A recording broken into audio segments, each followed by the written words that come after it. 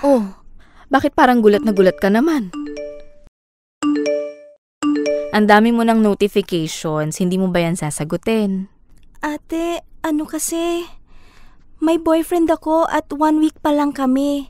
Nakilala ko siya sa Choose Me dating app. Alam mo na, yung swipe right, swipe right. Okay naman kami kaso minsan ang dami niyang hinihingi. Kanina nanghingi siya ng selfie ko. Tapos nung nag-send na ako, gusto niya naman tanggalin ko yung isang botones ng damit ko. Gets ko na nasa stage ka na curious ka sa mga maraming bagay kasama na ang pakikipagrelasyon. Parte naman talaga ng pagdadalaga. Pero syempre, dapat laging siguradong ligtas ka sa iba't ibang kapahamakan. Anong kapahamakan, ate? Alam naman natin ang power of internet. Isang click lang, makukuha mo na lahat ng kailangan mong information. Malaking tulong talaga siya lalo na sa mga students na gaya mo. Pero may dark side din ang internet. Nandyan yung mga scammers, mga nagnanakaw ng identity para makapanloko, at mga taong mapagsamantala at mapanganib. Minsan, nagkalat din sila sa mga dating apps. Sa una, kakaibiganin ka. Tapos habang tumatagal, marami na silang hihingin. Minsan lolokohin ka para makuhanan ka ng pera. May iba na kapag nakipagkita ka, magugulat ka na poser lang pala siya. At hindi talaga siya yung nasa profile picture niya. Ang tawag doon ay catfishing. Minsan sa pagpapasend lang ng selfie nagsisimula. Pero paano kung sa susunod ay nudes o mga hubad na pictures mo na ang hingin niya? Ang masaklap doon, pwede niyang ikalat o ibenta ang mga pictures na yon. Magugulat ka na lang, trending ka na.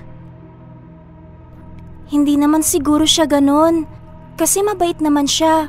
I'm sure mabait siya kaya mo siya nagustuhan. Pero syempre, kailangan doble alisto ka kapag online mo lang nakilala ang kausap mo. Ang dami ng nabalita na nakipagkita sa mga nakilala nila online pero hindi na nakauwi ng buhay sa mga pamilya nila. Paano ba maging safe online, ate? Una, check before you swipe right or click check sa mga social media sites. Kung hindi mo kilala o sketchy ang dating, huwag kang magdalawang isip na mag-decline. Pangalawa, pause before you post. Huwag mag-overshare online. Remember, kahit pa naka-private ka, marami pa ring magagaling na stalker dyan. Creepy! Pangatlo, iwasan ang meetups sa mga taong nakilala mo lang online kahit pa matagal-tagal na kayong nag-uusap kasi hindi mo alam kung anong klaseng tao siya in person. At kung makikipagkita ka man, make sure lang hindi ka mag-isa. Ipaalam mo rin sa nakatatanda sa'yo kung saan ka pupunta at sino ang kikitain mo. Hay, buti na lang ate, na-share ko to sa'yo. Kung hindi niya respetuhin ang desisyon ko, nakakalungkot man pero makikipag-break na lang ako. Bet ko pa rin naman mag-explore sa dating app at maging active sa social media. Pero promise, magiging mas maingat na ako sa pakikipag-connect. Masaya ako na open ka sa akin sa mga ganitong bagay.